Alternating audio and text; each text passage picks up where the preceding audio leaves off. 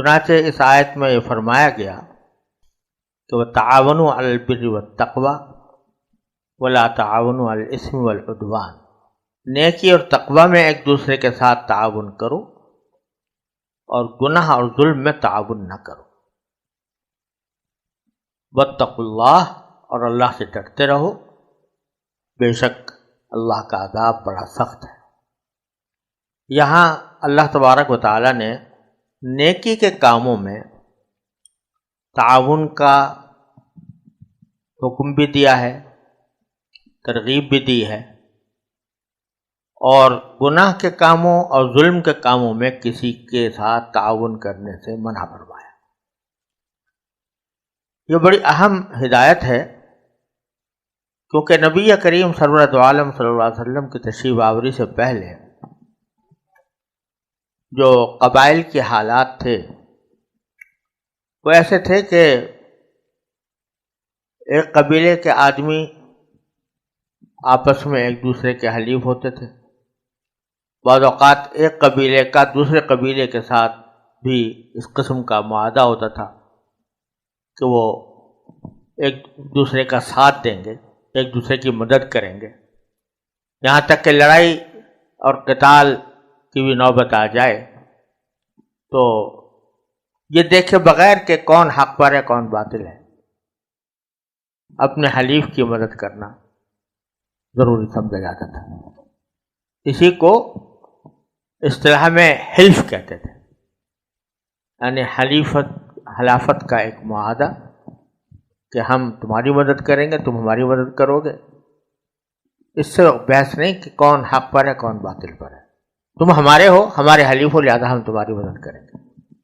اس کو حلف کہا جاتا تھا اور اس پر فخر کیا جاتا تھا۔ لیکن نبی کریم سرورت عالم صلی اللہ علیہ وسلم کی تشریف آوری کے موقع پر اللہ تبارک و تعالیٰ نے چونکہ حق کا بول بالا کرنا تھا تو یہ تفریق پیدا کر دی کہ اب معاملہ اپنے اور پرائے کا نہیں ہے، معاملہ حق اور باطل کا ہے۔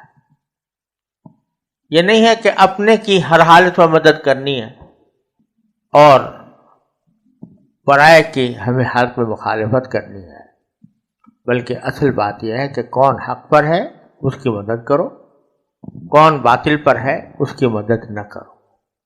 چنانچہ نبی کریم صلی اللہ علیہ وسلم نے یہ اصول بیان فرمایا تھا کہ لا حلف فی الاسلام۔ اب وہ جو حلافت ہوا کرتی تھی پہلی جاہلیت کی، وہ اب اسلام کے اندر نہیں ہوگی۔ اب جو ہے وہ ساری بات حق و باطل کی بنیاد پر ہو، اور بلکہ نبی کریم سرورت عالم صلی اللہ علیہ وسلم کی باقاعدہ بعثت سے بھی پہلے رسول کریم صلی اللہ علیہ وسلم نے ایک معاہدے کی بڑی تعریف فرمائی جو قریش کے کچھ لوگوں نے کیا تھا، جس کو حلف الفضول کہتے ہیں۔ حلف الفضول اس لیے کہتے ہیں کہ اس معاہدے کے جو دستخط کنندگان تھے، یا یہ کہہ لو کہ اس معاہدے کے جو شرکا تھے، اصلاً وہ فضل کا نام رکھتے تھے، اس واسطے فضول اس کی جمع کر کے کہہ دیا گیا کہ فضول کا معاہدہ ہے۔ تو اس میں انہوں نے یہ بات طے کی تھی کہ ہم اب کسی ظالم کی مدد نہیں کریں گے، اور اب صرف مظلوم کی مدد کی جائے گی جو حق پر ہوگا۔ اس کو حلف الفضول کہتے ہیں۔ اور نبی کریم سرورت عالم صلی اللہ علیہ وسلم نے فرمایا کہ آج بھی اگر مجھ سے غیر مسلم لوگ اس قسم کا معاہدہ کرائیں تو میں ضرور اس معاہدے میں شامل ہو جاؤں گا۔ تو پتہ یہ چلا کہ تعاون علی البر، انصاف کے معاملے میں تعاون، اس کا جو حکم ہے وہ صرف مسلمانوں کے ساتھ مخصوص نہیں ہے، بلکہ غیر مسلموں کے ساتھ بھی اس طرح کا معاہدہ کرنا کہ جس سے انصاف قائم ہو، ظلم کا خاتمہ ہو، یہ بھی قرآن کریم کا ایک اہم تقاضا ہے۔ تو اس میں انصاف کے معاملے میں مسلمان اور غیر مسلم کی کوئی تفریق نہیں ہے، انصاف سب کے ساتھ ہونا، مسلمان ہو یا غیر مسلم۔ لا ينهاكم الله عن الذين لم يقاتلوكم في الدين ولم يخرجوكم من دياركم ان تبروهم وتقسطوا اليهم ان الله يحب المقسطين۔ اللہ تعالیٰ انصاف کرنے والوں کو پسند کرتا ہے، غیر مسلم کے ساتھ بھی انصاف ہی کرنا ہے۔ تو یہ بڑا جامع اصول ہے کہ چاہے غیر مسلموں کے ساتھ بھی تم تعاون کرو تو مگر وہ بھلائی کے کام کا ہونا چاہیے، انصاف کے پر ہونا چاہیے، ظلم و زیادتی پر نہیں ہونا چاہیے۔ اگر دیکھا جائے تو دنیا کا نظام جو ہے وہ اسی تعاون پر چل رہا ہے، اور تعاون دو قسم کا ہوتا ہے۔ ایک تعاون وہ ہے جس پر انسان کو اللہ تبارک و تعالیٰ نے ایک ایسا نظام بنا کر مجبور کر دیا ہے کہ وہ اس نظام سے نکل ہی نہیں سکتا، تعاون کرنے پر مجبور ہے قدرتی طور پر۔ وہ کیا ہے کہ اللہ تبارک و تعالیٰ نے ایک ایسا نظام بنا دیا ہے پوری دنیا کے اندر کہ ایک انسان کا نفع و ضرر دوسرے انسان کے ساتھ وابستہ کر دیا، اور اس وابستہ کرنے کے نتیجے میں ہر انسان دوسرے کا محتاج ہے۔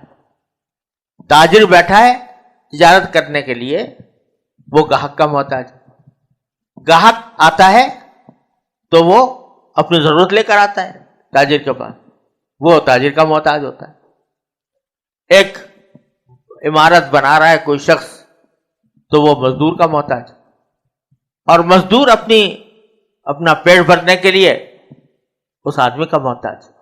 تو ایسا ایک عمومی نظام اللہ تبارک و تعالیٰ نے وضع فرما دیا ہے کہ جس میں ہر شخص دوسرے کا محتاج۔ یہ کوئی ایسی کیا کانفرنس ہوئی تھی دنیا کے اندر، کوئی عالمی کانفرنس بلائی گئی تھی کہ بھئی کتنے آدمی مزدوری کریں گے، کتنے تجارت کریں گے، کتنا کیا کوئی کام کرے گا، کون جو ہے وہ کوئلے کی تجارت کرے گا اور کون سونے کی کرے گا اور کون کپڑے کی کرے گا؟ کوئی کانفرنس نہیں منعقد ہوئی، لیکن اللہ تبارک و تعالیٰ نے اس طرح نظام میں باندھ دیا تمام مخلوقات کو کہ ہر شخص دوسرے کا محتاج۔ نحن قسمنا بینہم معیشتہم فی الحیاۃ الدنیا ورفعنا بعضهم فوق بعض درجات لیتخذ بعضهم بعضا سخریا۔ ہم نے یہ ساری معیشت کے تقسیم کی ہے، کون کیا کرے گا، کتنا کرے گا۔ اس نظام کو ایک حکومت کی منصوبہ بندی کے تحت لا کر اس کو مقید کرنے کا جو تصور اشتراکیت نے پیش کیا، تو وہ 70 سال کی جکڑ بند کے باوجود وہ کوئی پھل نہ دے سکا اور ختم ہو گیا۔ لہذا ایک تعاون وہ ہے، باہمی تعاون انسانوں کا، جس کے اوپر سارا نظام زندگی چل رہا ہے، وہ یہ کہ ہر انسان دوسرے انسان کی حاجت رکھتا ہے۔ یہاں تک کہ بڑے سے بڑا سرمایہ دار بھی محتاج ہے مزدور کا، بڑا دولت مند شخص ہے اور وہ اس کے بعد دولت کے ڈھیر لگے ہوئے ہیں، لیکن مزدور اگر نہ ملے اس کو، اگر ہمارا تعمیر کرنا چاہتا ہے، مزدور وہ نہیں ملتا تو کیا ہوگا؟ اس کی دولت کچھ کام نہیں آئے گی، تو وہ مزدور کا محتاج، اور مزدور کو اپنے پیٹ بھرنے کے لیے اس کی ضرورت ہے۔ لہذا ایک تعاون وہ ہے جو اللہ تعالیٰ نے اس نظام زندگی کے اندر جبری طور پر پیدا فرما دیا کہ ایک دوسرے کا تعاون کرنے پر مجبور ہے۔ دوسرا تعاون وہ ہے جو اپنے اختیار اور ارادے سے کیا جاتا ہے، تو اس میں اللہ تبارک و تعالیٰ نے یہ حکم دیا کہ جہاں کہیں نیکی کا، تقوی کا، دیانتداری کا، انصاف کا معاملہ ہو تو جتنا تم سے ہو سکے دوسرے کا اس میں تعاون کرو۔ اور رسول کریم صلی اللہ علیہ وسلم نے یہاں تک خوشخبری سنا دی کہ ان اللہ فی عون العبد ما کان العبد فی عون اخیہ، او کما قال صلی اللہ علیہ وسلم، بندہ جب تک کسی دوسرے بھائی اپنے بھائی کی مدد میں مشغول رہتا ہے تو اللہ تعالیٰ اس کی مدد کرتا رہتا ہے. من نفس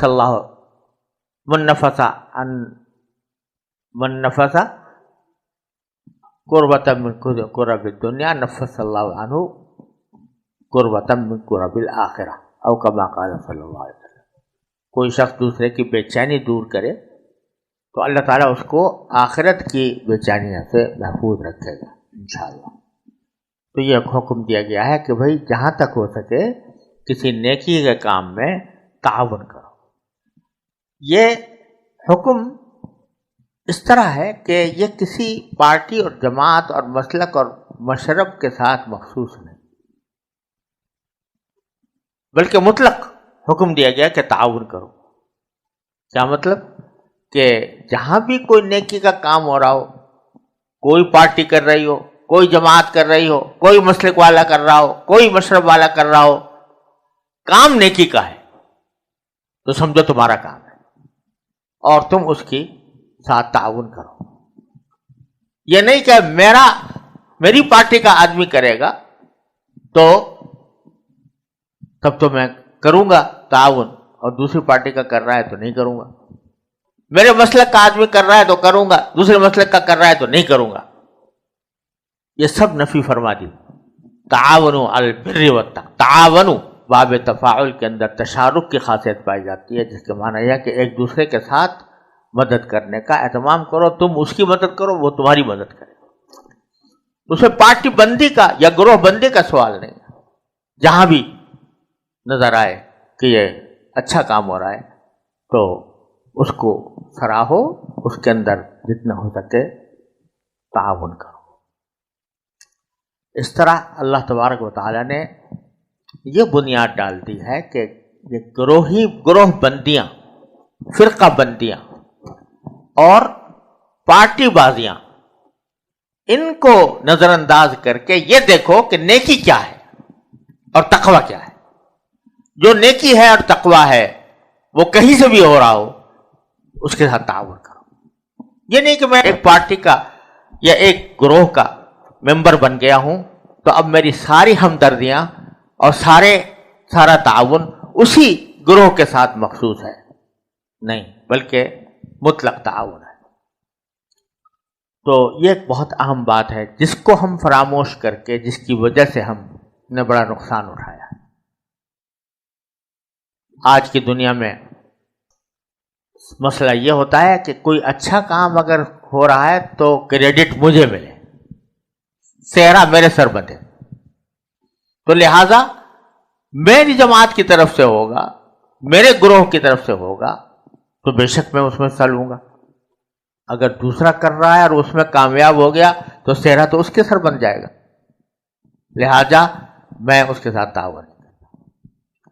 یہ بڑی زبردست غلطی ہے جو آج کل ہمارے معاشرے کے اندر پائی جاتی ہے، اور یہ قرآن کریم کے اس حکم کے خلاف ہے. تعاون علی البر والتقوی. کہیں بھی نیکی ہو رہی ہو، تمہارا کام ہے کہ اس کی مدد کرو. ولا تعاونوا علی الاثم والعدوان. اور گناہ کے کام میں اور ظلم اور زیادتی کے کام میں ایک دوسرے کا تعاون نہ کرو. کسی دوسرے کا تعاون نہ کرو. جو ظلم کر رہا ہے کسی پر تم اس کا تعاون کرو. جو زیادتی کر رہا ہے، گناہ کا کام کر رہا ہے، اس کے ساتھ تعاون نہیں. اس کے ساتھ تعاون حرام ہے. اور یہ خاص طور پر اس میں بھی وہی تحزب اور تعصب اور پارٹی بندی سے بالا تر ہو کر یہ کہا گیا ہے کہ تعاون نہیں کرنا. چاہے وہ میری پارٹی کا آدمی ہو جو غلط کام کر رہا ہے تو اس میں تعاون میں نہیں کروں. یہ بڑا اہم اصول ہے. اس میں بھی وہ تعصب اور تحزب سے بچ کر صحیح اصول کے مطابق زندگی گزارنے کا حکم ہے. اسی وجہ سے، اس آیت کی وجہ سے وہ تمام معاملات ناجائز قرار پائے ہیں جس میں کسی گناہ میں اعانت ہوتی ہے. یعنی کسی شخص نے کوئی گناہ کر رہا ہے تو جس طرح گناہ کرنے والے پر اس کا گناہ ہے اس کا وبال ہے، اسی طرح اگر کوئی شخص اس گناہ میں مدد کر رہا ہے، ڈائریکٹ مدد کر رہا ہے، تو وہ بھی اس کے گناہ میں شریک ہوگا۔ یہ ایک بڑا تفصیل طلب سوال ہے کہ کس درجے کی اعانت حرام ہے، کس درجے کی مکروہ ہے، اور کس درجے کی اعانت وہ اعانت ہی نہیں ہے بلکہ وہ مباح ہے۔ یہ ایک بڑا تفصیلی مسئلہ ہے فقہ کے اندر، کون کون سی چیزوں کو اعانت کہا جائے گا، کن کو نہیں کہا جائے گا۔ میرے والد ماجد حضرت مولانا مفتی محمد شفیع صاحب رحمۃ اللہ علیہ کا اس پر ایک مستقل رسالہ جواہر الفقہ میں چھپا ہوا ہے، جس میں انہوں نے اس مسئلے کی تحقیق فرمائی ہے۔ اگر بہت دوربینی سے کام لیا جائے، بہت گہرائی میں جا کر دیکھا جائے، تو زندگی گزارنا مشکل ہو جائے، کیونکہ آج کی دنیا میں جہاں گناہوں کا بازار گرم ہے، اور خاص طور پر معاشی معاملات کے اندر سود کا دروازہ چوپٹ کھلا ہوا ہے، تو اگر بہت گہری نظر سے دیکھا جائے تو ہم جو یہ روپے کی کرنسی استعمال کر رہے ہیں، یہ بھی ایک طرح سے سودی نظام کی اعانت ہوئی کہ ہم اس روپے کو استعمال کر رہے ہیں جو سودی قرض کی بنیاد پر وجود میں آیا، تو اس لیے وہ اس کو استعمال کرنا، اس کو رکھنا، اس کو ڈپازٹ کرنا، یہ سب اگر دیکھا جائے تو اعانت ہے اس سودی نظام کی۔ تو اگر بہت گہرائی کے ساتھ نظر ڈالی جائے تو اعانت کی ایسی صورتیں جو بہت دقیق ہیں اور دور از کار ہیں، ان کو بھی گناہ کی فہرست میں اگر داخل کر دیا جائے تو زندگی دشوار ہو جائے۔ اس واسطے شریعت نے بہت گہرائی اور بہت زیادہ تدقیق اور پیچیدگی میں پڑھنے کے بجائے حکم یہ دیا ہے کہ جو چیز براہ راست اعانت ہو رہی ہو کسی گناہ کی جس میں، تو وہ نہ جائے۔ جیسے سود ہے تو رسول کریم صلی اللہ علیہ وسلم نے فرمایا کہ اس کا لینے والا بھی، دینے والا بھی، اس کا لکھنے والا بھی، اس کے گواہ بھی، یہ سب ان پر لعنت ہے۔ تو جو لکھ رہا ہے وہ اس معاہدے کو عمل میں لانے کے اندر تعاون کر رہا ہے، جو گواہ بن رہا ہے اس معاملے کے قانونی ثبوت فراہم کرنے میں تعاون کر رہا ہے، یہ ناجائز ہے۔ لیکن اگر واسطہ در واسطہ ہو کر کہیں دور دراز جا کر اگر آدمی کسی ایسا معاملہ کر رہا ہے جس کے بغیر زندگی گزارنا ممکن نہیں ہے، تو اس کو شریعت نے ایسے اعانت میں داخل نہیں کیا، ایسے تعاون میں جو تعاون الاسم والعدوان ہو۔ تو اس لیے اس مسئلے کو بہت اہتمام کے ساتھ اور علمی تفقع کے ساتھ دیکھنے کی ضرورت ہوتی ہے۔ تو یہاں یہ اس کا موقع نہیں ہے کہ اس کی تفصیلات پوری بتائی جائیں، لیکن عرض یہ کرنا ہے کہ جہاں کہیں اعانت کا شبہ پیدا ہو کہ ہم فلاں چیز میں اعانت کر رہے ہیں، تو اس کے بارے میں کسی محقق مفتی سے اس کا فتویٰ لینا چاہیے کہ آیا ایسا کرنا جائز ہے یا ناجائز ہے۔ اس کے بعد فیصلہ کرنا چاہیے کہ ہم جو کام کر رہے ہیں وہ اعانت ہے، ممنوع یا جائز ہے۔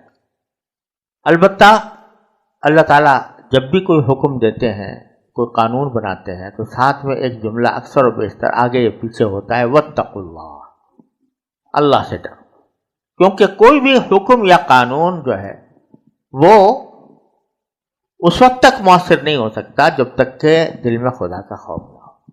آپ 1000 پولیس رکھ دیجئے، 1000 محکمے بنا لیجئے، 1000 عدالتیں قائم کر لیجئے، لیکن وہ دن کی روشنی میں اور شہر کی رونق میں بے شک وہ جرائم کا ارتکاب کر لیں گے، لیکن جنگل کی تنہائی میں، رات کی تاریکی میں آدمی قانون کا پابند ہو، اس کے لیے پہرا بٹھانے والی چیز ایک ہی ہے اور وہ ہے تقوی۔ تو فرمایا واتقوا اللہ، اللہ سے ڈرو، ان اللہ شدید العقاب، اللہ تعالیٰ کا عذاب بڑا سخت ہے۔